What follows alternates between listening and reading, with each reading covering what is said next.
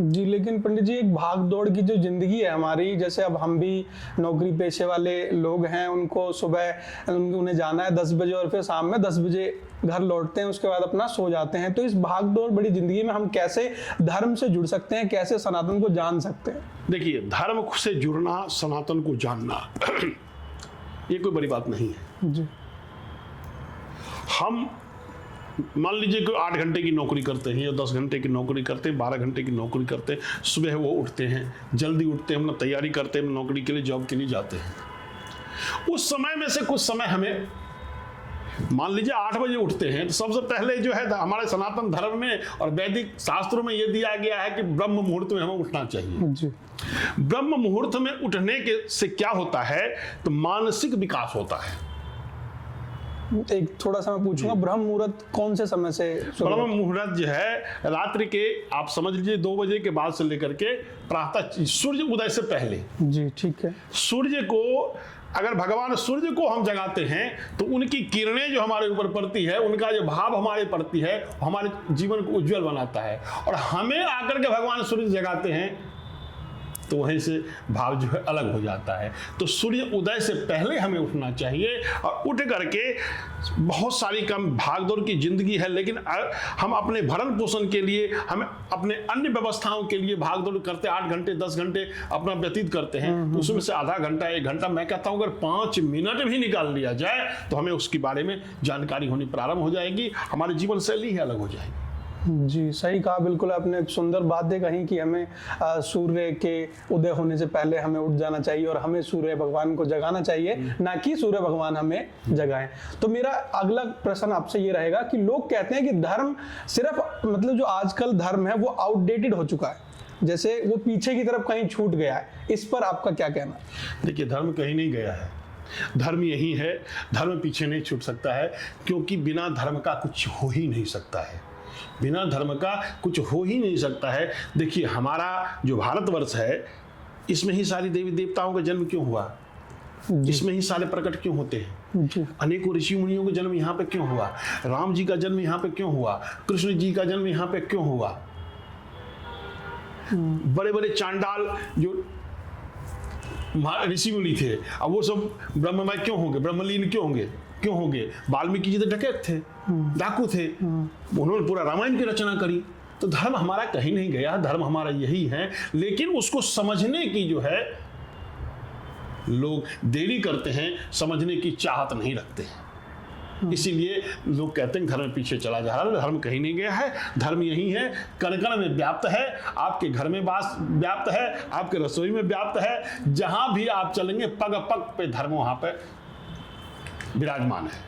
जी, बिल्कुल सुंदर बात कही पंडित जी ने कि धर्म हर जगह ही है, हमने ही बस देखना छोड़ दिया है, हम उस तरफ नहीं जा रहे हैं। तो पंडित जी, अक्सर कहा जाता है कि आज का यूथ जो है वो धीरे धीरे धर्म से दूर होता जा रहा है, क्या ये सच है? अगर आप कहते हैं कि ये सच है, तो आज मैं घटना बता रहा हूं। उत्तम नगर में एक घटना घटी है। जी जी जी जी। उस घटना में जाकर के किसने सहयोग किया है? धार्मिक लोगों ने जाकर सहयोग किया है, चाहे वो बजरंग दल के हो, चाहे किसी भी दल के लोग हों। तो उनके अंदर अगर धार्मिक भावना जागृत है, तभी तो जाकर उन्होंने राक्षसों का अंत करने के लिए वहां बीरापान उठाया है। क्योंकि राक्षस तो हर एक युग में आए, लेकिन किसी न किसी ने आकर के उनका अंत किया है। तो हम कैसे कह सकते हैं कि हमारे युवा और यूथ जो है उससे अलग हो सकते हैं? अभी तो बहुत बढ़ चढ़ के आगे बढ़ रहे हैं हमारे युवा लोग, अपने हिंदुत्व की रक्षा करने के लिए, अपने सनातन की रक्षा करने के लिए। जहाँ भी उन्हें दिखता है कि दिक्कत परेशानी हो रही है, सभी बढ़ चढ़ के भाग ले रहे हैं। जी बिल्कुल। बट सर, कहा जाता है कि जैसे सोशल मीडिया का दौर आ गया है, इंटरनेट का दौर आ गया है, मैंने पहले भी वो चीज़ जिक्र किया कि लोग बिजी रहने लग गए हैं। तो ऐसा देखा जाता है अक्सर कि यूथ कहीं ना कहीं धर्म को, मतलब थोड़ा दूर से ही देखता है कि ठीक है, हमने हाथ जोड़ लिए भगवान के सामने, बस उनको इतना ही पता है। उन्होंने कभी ये नहीं सोचा कि हम उसको डीपली जान भी सकते हैं और उसके अंदर से बहुत सारी चीजें हमें ऐसी सीखने को मिलेगी जो इंटरनेट पे मौजूद नहीं है। देखिए, भगवान भाव के भूखे जी, भगवान प्रेम के भूखे जी। उनके लिए आप 24 घंटे सेवा करते रहिए, पूजा करते रहिए, घंटी बजाते रहिए, शंख बजाते रहिए, उससे उनको कोई लेना देना है। जी। अगर वो हाथ जोड़ रहे हैं, उनको प्रार्थना कर रहे हैं और मन में उनको अगर भाव है कि वास्तव में ये भगवान है, ये देवता है, इनको मैं प्रणाम कर रहा हूँ, तो कहीं ना कहीं वो धर्म से जुड़े हुए हैं, उनका भला होगा ही होगा। जी, लेकिन मैं यही मेरा बार बार ये भी प्रश्न था कि जो यूथ है वो हाथ जोड़ रहे हैं, लेकिन उनको मतलब मुझे नहीं लगता कि कई बार ऐसा होता है कि भाव होता है, बस उनको ये बताया गया है कि भगवान को देखें तो अपना हाथ जोड़ ले। उसकी कमी रही बचपना से। जी, हमारे माता पिता, परिवार के सभी लोग, हम छोटे थे, माता पिता मंदिर जाते थे, हमें भी मंदिर ले जाते थे, लेकिन कभी उन्होंने ये जानकारी नहीं दी कि ये हनुमान जी हैं तो हनुमान जी कौन हैं, जी, ये राम जी हैं तो राम जी कौन हैं, ये कृष्ण जी हैं तो कृष्ण जी कौन हैं। उनके बारे में हमें जानकारी नहीं दी। अगर हमें मालूम होता, जानकारी दिए होते कि हनुमान जी राम जी के भक्त थे और भक्ति के कारण उनके अंदर सभी क्षमताएं व्याप्त थी, तो शायद उसको सुन करके, उसको देख करके उनके दिमाग में ये बातें आती और वो भी उस लाइन में उस प्रकार के लगे रहते। जी, बिल्कुल सही कहा आपने। क्यों हमें, आपने भी कहा और मैं ये भी जानना चाह रहा था कि क्या हमें समझाने में लोग पीछे हट रहे हैं या उन्होंने सही से हमें गाइडेंस नहीं दिया। बिल्कुल आपने सही कहा कि कहीं ना कहीं माता पिता की या फिर जो हमारे गार्जियन हैं, परिवार हैं, उनमें भी कई बार कमी आ जाती है कि वो हमें समझा नहीं पाते, क्योंकि उनके पास भी समय उतना व्याप्त नहीं है, हर बार समय पे ही आ जाते हैं हम। देखिए, जहाँ तक बात है समय की, तो समय तो निकालना पड़ता है। जी, 24 घंटे का समय परमात्मा ने दिया है। गोस्वामी बाबा तुलसीदास जी ने रामायण में बहुत सुंदर शब्द लिखा है कि एक घड़ी आधो में पुनि आध।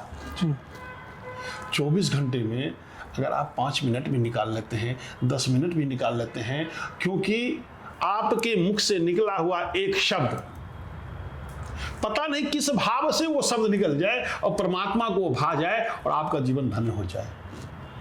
इसीलिए इसमें समय की कोई पाबंदी नहीं है। आप चल रहे हैं, उस ईश्वर का नाम लेते रहिए, क्योंकि ये भी साथ में लिखा है कि कलयुग केवल नाम आधारा, सिमर सिमर नर उतर ही पारा।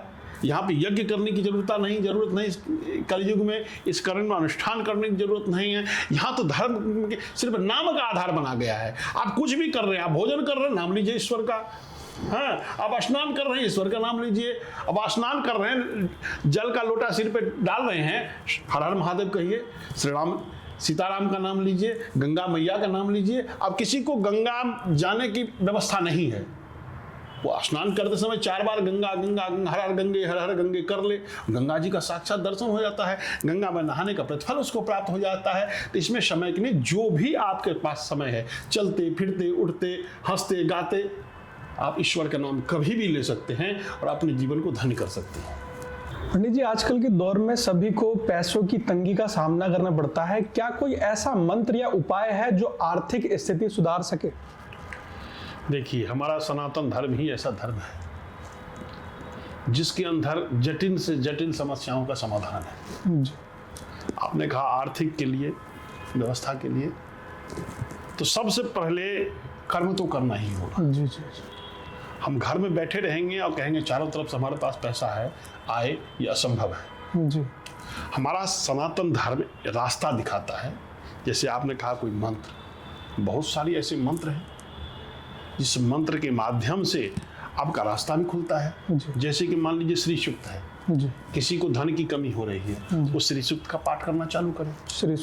श्री सूक्त का पाठ चालू करना और उस पाठ को करता रहेगा तो धीरे धीरे अगर आर्थिक यानी पैसे की आने की या आवागमन नहीं हो रहा है तो वो भी रास्ता खुलेगा और आपको एक मार्ग भी मिलेगा, जिस माध्यम से धन की कमी जो आपको दूर होगी। जी, डायरेक्शन मिलेगा उनको। ठीक, और कोई उपाय जो? और भी बहुत सारे छोटे से छोटे मंत्र हैं और बड़े से बड़े मंत्र हैं। आप उसके लिए आप अपने इष्ट से मिलिए, अपने जो गुरु हैं उनसे मिलिए। सर्वप्रथम जो है किसी मार्ग में चलने के लिए एक इष्ट बनाना जरूरी है, एक गुरु बनाना जरूरी है। गुरु का मतलब ये है ना, किसी व्यक्ति से हम गुरु दीक्षा लेने तो वो हमारे गुरु हैं। गुरु वो हैं जो उन्होंने मंत्र दिए हैं, उस मंत्र की जितनी संख्या में आप जाप करेंगे, और सारी मंत्रों की बात छोड़िए, आप जी गुरु दीक्षित होकर के, जैसे कि आप भारद्वाज जी हैं, आप ब्राह्मण परिवार से हैं, तो आपको अगर यज्ञोपवीत संस्कार हुआ होगा तो गायत्री का मंत्र दिया गया होगा। जी आप कुछ नहीं कीजिए, सिर्फ गायत्री मंत्र का जाप चलते फिरते उठते बैठते करिए, मन ही मन करिए। जी अब देखिए आपकी सारी जो व्यवधान है, जो भी दिक्कत है, जो भी परेशानी है, वो सारे दूर होते जाएंगे।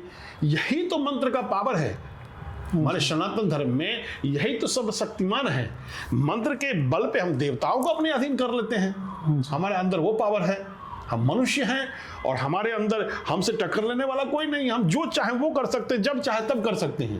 इतने तांत्रिक लोग यूं हैं। खैर तांत्रिक लोग तो एक अलग अलग प्रक्रिया होती है उनकी, लेकिन सात्विक में जी अब जो कुछ करना चाहें, जो कुछ करने का मतलब ये नहीं कि हम गलत काम करने के लिए कहेंगे। जी जी आपकी जो भी समस्या है, उन समस्याओं का निदान के लिए मैं एक छोटा सा, लोग तो बहुत ये समझते हैं चलो हनुमान चालीसा कर लो। हनुमान चालीसा के अंदर एक एक ऐसा ऐसा मंत्र है जिस मंत्र से आप सब कुछ कर सकते हैं। जी अपने आप के जो शारीरिक कष्ट है उसको दूर कर सकते हैं आप। विद्या नहीं है, पढ़ाई में कमजोर हैं, उसको दूर कर सकते हैं आप हमेशा बीमार रहते हैं, उसको दूर कर सकते हैं आपके पास धन की कमी हो रही, उसको कर सकते हैं आप। जी यानी कि हर समस्याओं का समाधान एकमात्र हनुमान चालीसा में ही है। और बाकी जो हमारा ग्रंथ है उस पता नहीं क्या क्या किस किस समस्याओं का समाधान है, तो कोई असंभव नहीं है। जी मैं तो कहता हूं, मैंने इसका प्रैक्टिकल भी किया है, लोगों से करवाया भी है। एक हनुमान चालीसा से के माध्यम से बहुत बड़े से बड़े कार्यों को सिद्ध किया है लोगों ने, और सबका कार्य चल रहा है। जी तो सनातन में सब संभव है। ठीक है।